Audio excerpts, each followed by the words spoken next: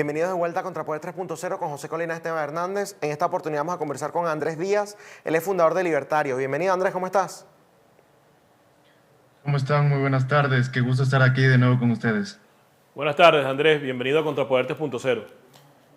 Muchísimas gracias. Bueno, Andrés, justamente vamos a hablar de lo que está ahorita en el tapete, por así decirlo, ¿no? Y es que el próximo domingo, 8 de febrero, hay elecciones presidenciales en Ecuador. Justamente para la audiencia que no sepa, bueno, Andrés es ecuatoriano y vamos a conversar sobre esto. En primer lugar, Andrés, ¿qué es lo que está en juego en estas elecciones? Porque hemos visto que Ecuador, bueno, ha tenido presidentes de la extrema izquierda, Lenin, que bueno, es de la izquierda, pero traicionó, por así decirlo, a Rafael Correa. Hay alternativas de la derecha. Entonces, ¿qué está en juego en Ecuador en estas elecciones? Se dice comúnmente que todas las elecciones son las más trascendentales en la historia del Ecuador. Cada oportunidad vemos esto. Pero en esta oportunidad vemos que hay una reconfiguración dada por el escenario de la pandemia, una reconfiguración no solo aquí, sino de índole mundial. Y lo que jugamos ahora es el retorno a esa izquierda más carnívora representada por el correísmo y un retorno a la democracia que, si bien no nos garantiza nada con un candidato que esté fuera de la órbita del correísmo, sí se da una cierta esperanza de que un nuevo candidato, en este caso el más opcionado de la oposición, que es Guillermo Lasso, haya un ambiente en el cual se pueda discrepar del poder, se pueda tener un poco más de libertad de expresión, se pueda volver a retomar el sendero de democratizar el país. ¿Y qué quiere decir eso? Crear instituciones fuertes, las cuales cohíban la entrada de populismos.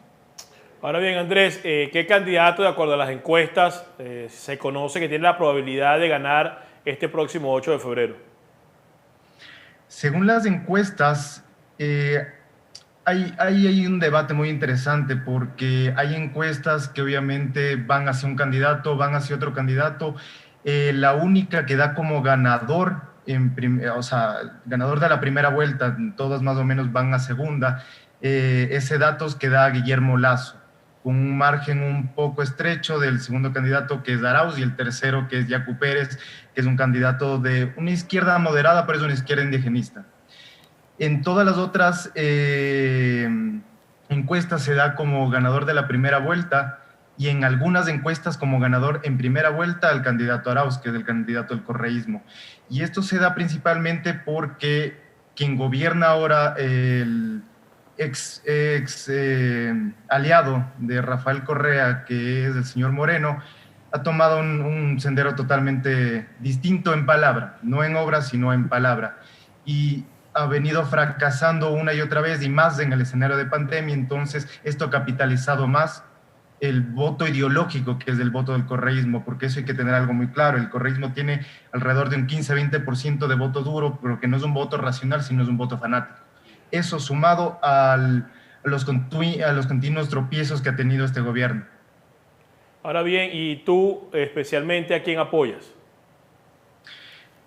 Ese es el dilema que tenemos muchos que nos consideramos liberales, porque si bien nosotros no tendemos a meter las manos en el fuego por ningún político, en este caso nos estamos jugando la democracia. ¿Por qué? Porque, por ejemplo, el candidato Arauz ha dicho: nosotros tenemos la esperanza que, ganando la elección, el progresismo, porque ya no le dicen el socialismo del siglo XXI, ya que es una palabra muy manchada, el progresismo, los gobiernos progresistas aspiramos no a gobernar 4 años, sino 20, 30, 50 años.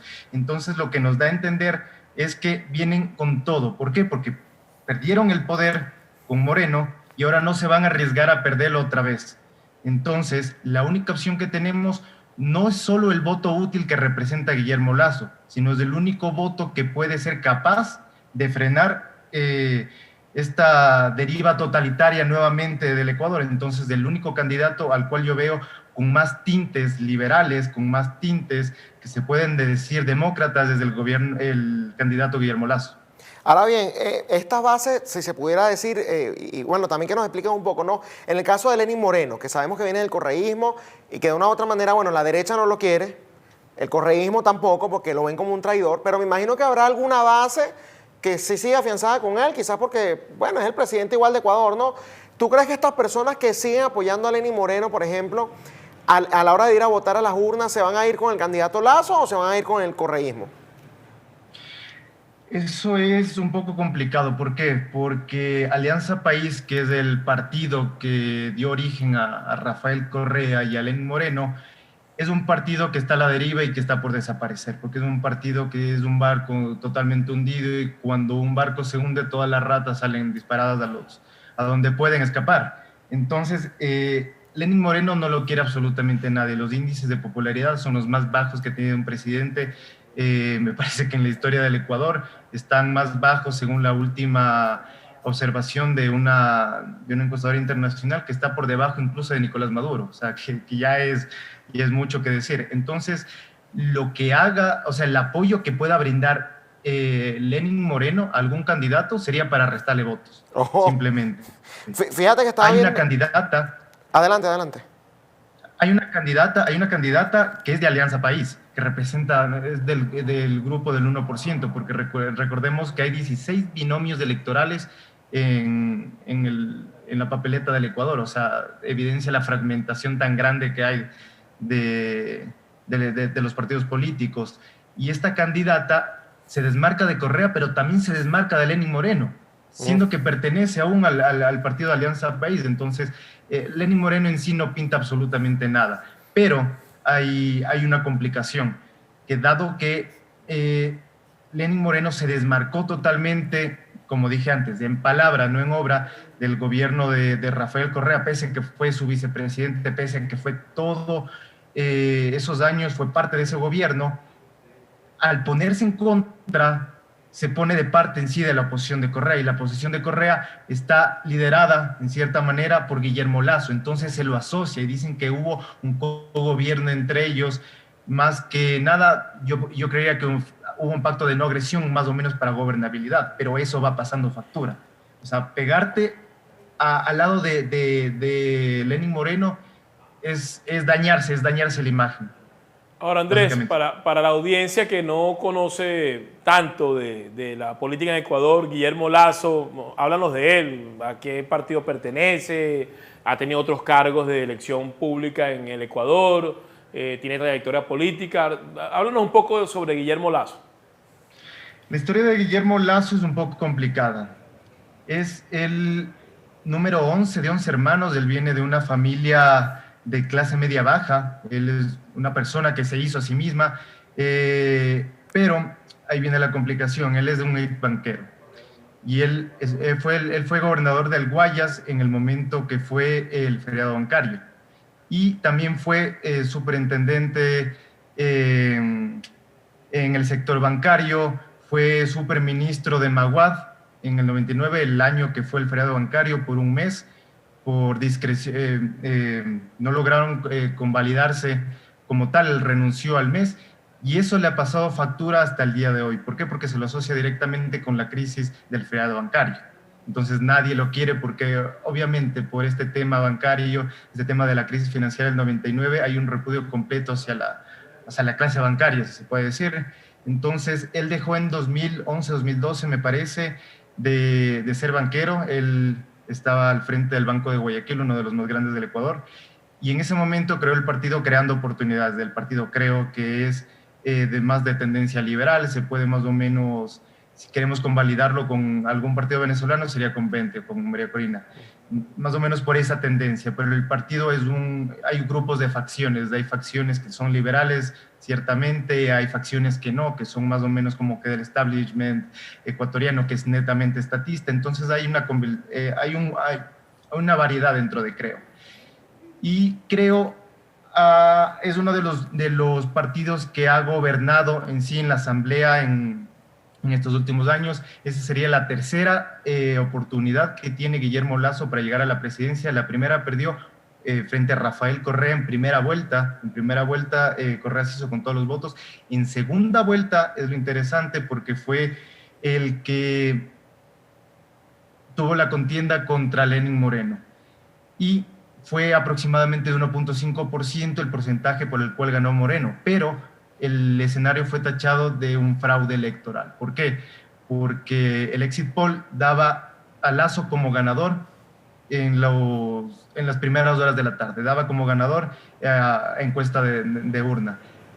En la tarde se veía que al conteo de votos Lasso estaba ganando por un aproximado 3-4 puntos. Pasa que se cae el sistema, como ya conocemos en nuestros países, se cae el sistema tipo 6-7 de la noche y resulta que cuando vuelve es ganador Lenín Moreno. Ya había festejos por la parte de Creo, ya había festejos por la parte de Lasso, y de pronto de un momento para otro sale Lenín Moreno como ganador, y quien estaba frente al Consejo Nacional Electoral era un correísta que incluso fue condecorado después por el mismo Rafael Correa en el mismo Carondelet. O sea, se veía más o menos cómo estaba totalmente parcializado el escenario para que haya un fraude electoral. Nunca se pudo probar como tal, porque ya se saben que las instituciones en el Ecuador, como son tan débiles, es muy difícil probar ese tipo de cosas, porque está totalmente dominado por quien esté al mando. Ahora bien, entonces ese es el escenario más o menos que se le presenta a Lasso. Ahora bien, fíjate que he visto también que algunas encuestadoras están dando también muy cerca, la diferencia es de 1 o 2 puntos a un tercero que se llama Xavier Herbas, creo que es el apellido, ¿no? Y más o menos también explícanos qué pinta ese candidato allí. He visto algunas personas liberales, libertarios, como que jugando hacia ese candidato, pero tú lo has dicho muy bien que no es el que tiene realmente chances o oportunidades de evitar el avance del socialismo del siglo XXI en Ecuador. Entonces, ¿a qué tú crees que está jugando este candidato? ¿Realmente tuviese chance de llegar allí? A ver, el candidato Javier Herbas es un candidato de la izquierda democrática. La izquierda democrática es un partido tradicional del Ecuador fundado por un expresidente que se llama Rodrigo Borja. Este partido es de esa izquierda light, no es de esa izquierda carnívora socialista, sino una izquierda más socialdemócrata, algo parecido a lo que sería la Cuarta República, derecha social cristiana, más o menos. Entonces, este partido tuvo primero una intención con un candidato. Este candidato no estuvo a favor, no se presentó para las presidenciales y surge este candidato a última hora. Este candidato es un empresario del sector agrícola, del sector empresarial del Ecuador. Este candidato vino más o menos en la oportunidad de outsider y le está saliendo la jugada. ¿Por qué? Porque él hizo una campaña. La campaña de la izquierda democrática es un partido que está desapareciendo más o menos. Y este partido está tratando de salvarse a como de lugar. Le resulta con este candidato que se dio a conocer curiosamente en TikTok. Este candidato comenzó a hacer campaña principalmente para los más jóvenes y tiene cierto carisma en el cual tú dices, este candidato es un poco confiable. Como dije antes, es un candidato más socialdemócrata, no es un candidato radical, y dice que él es el único que puede en los debates. Él dice que es el único candidato que es verdaderamente el que le puede hacer cara al correísmo, porque el señor Lasso ya ha perdido en 2 ocasiones y esta va a ser la tercera. Y que lo que va a ocasionar es que el Ecuador vuelva a esta órbita del socialismo del siglo XXI. Entonces eso le está dando cierta capitalización dentro de los, principalmente dentro de los más jóvenes y el voto de centro. ¿Y qué es lo que pasa? Este candidato, pese a que no es radical, propone cosas que sí pueden poner en riesgo una puede ser el sistema financiero, porque lo que propone es más deuda, y deuda mediante la banca pública, dar créditos a las empresas, dar a los pequeños comerciantes, pero aplicando más deuda. Recordemos que la deuda del Ecuador sobrepasa el 60% del PIB, y el déficit fiscal está cerca de los 6.000 millones de dólares, que es más o menos 6-7 puntos. Entonces, el escenario en el cual nos encontramos es sumamente peligroso, y el gobierno que tenga que venir es un gobierno que tiene que hacer ajustes sí o sí desde el primer año. Sí, totalmente de acuerdo. Y bueno, a pesar de esa deuda, me estaba viendo en las redes sociales que parte de la campaña del candidato de la izquierda carnívora de Arauz es justamente regalarle $1.000 a cada ciudadano, ¿no? Imagínate tú qué gran propuesta es esa, que la gente siga pidiendo migajas, ¿no? Dependiendo del estado, pero por supuesto que nunca progresan porque él lo necesita allí para manipularlos desde este lado, ¿no? Desde este lado de la acera, y habiendo sufrido en carne propia el socialismo del siglo XXI en Venezuela. Nuestro mensaje al Ecuador es justamente que cuando vaya a votar el 8 de febrero, sin medias tintas, que se lo piense 2 veces y que en vez de andar votando por el populismo que destruyó al país más rico de la región, justamente en su momento, Venezuela, bueno, que entonces decida irse por alternativas que de una u otra manera son las opuestas al socialismo y que son las que han sido probadas que funcionan. El liberalismo, lo más cercano sin duda alguna es Guillermo Lasso, y bueno, nuestro llamado es a que no se dejen engañar los ecuatorianos y no le den paso nuevamente a Rafael Correa y a toda esa cuerda de politiqueros a que tomen el poder, porque bueno, sería muy lamentable que dentro de 5 años no estemos hablando ya de la migración de venezolanos, sino de la migración de ecuatorianos. Muchas gracias, Andrés, por habernos acompañado hoy en Contrapoder 3.0. Muchas gracias a ti, Esteban. Y quiero terminar con una cosa, si es que me lo permites. Por supuesto. Ya, el escenario que se presenta con Arauz es un escenario que se puede más o menos... Hay mucha gente afuera que dice no puede entender cómo pueden regresar a esa órbita. No olvidemos lo que dije al principio, el voto fanático es el voto que representa el voto duro del correísmo, que es del 15%. Aparte de eso, tenemos un candidato que ofrece redes clientelares financiadas con los depósitos, con los encajes bancarios que tiene el Banco Central del Ecuador. O sea, es algo sumamente riesgoso. Y por tercero, vemos que tenemos a una ciudadanía completamente devastada por la pandemia, completamente devastada por 14 años, los cuales ven en el corto plazo que estaban mejor con Correa, porque evidentemente estaban mejor porque hubo una orgía de gasto en el cual se gastaron los recursos anteriores con los cuales encontraron al país, los recursos que tenían de las rentas petroleras con los cuales hubiera podido despegar el Ecuador de una manera que no pudo haber sido de otra forma, o sea, hubiera sido el salto que necesitaba el Ecuador, y por tercero se gastaron la plata del futuro dejando endeudado a todo un país. Eso es lo que está en juego. Muy importante, muy importante. Muchas gracias, Andrés, por tu participación en Contrapoder 3.0, lo mejor para el Ecuador, y esperemos la semana que viene o la otra arriba poder tenerte nuevamente para conversar un poco de cómo fue el proceso electoral, quién resultó electo y qué le espera al Ecuador en los próximos años, dependiendo quién gane la elección. Muchas gracias por haber estado con nosotros. Muchas gracias a ustedes y nos vemos por una próxima. Seguro, era Andrés Díaz, del Movimiento Libertario del Ecuador, entiendo, hablando un poco sobre las elecciones que vienen el próximo domingo 8 de febrero, y donde, bueno, como siempre, pues está en juego si regresa a la izquierda carnívora, como la denomina Esteban y los libertarios, o gana un candidato que realmente pueda mostrar otro tipo de estrategia y otro tipo de visión distinta a estos izquierdosos carnívoros trasnochados que lo que han hecho es destruir América Latina. Ojalá el pueblo de Ecuador pueda ser inteligente y escoger a la persona correcta. Entonces, esto ha sido todo por hoy en Contrapoder 3.0, el programa de la derecha en Factores de Poder, que definitivamente es el canal de la información. Duele a quien le duele. Hasta mañana.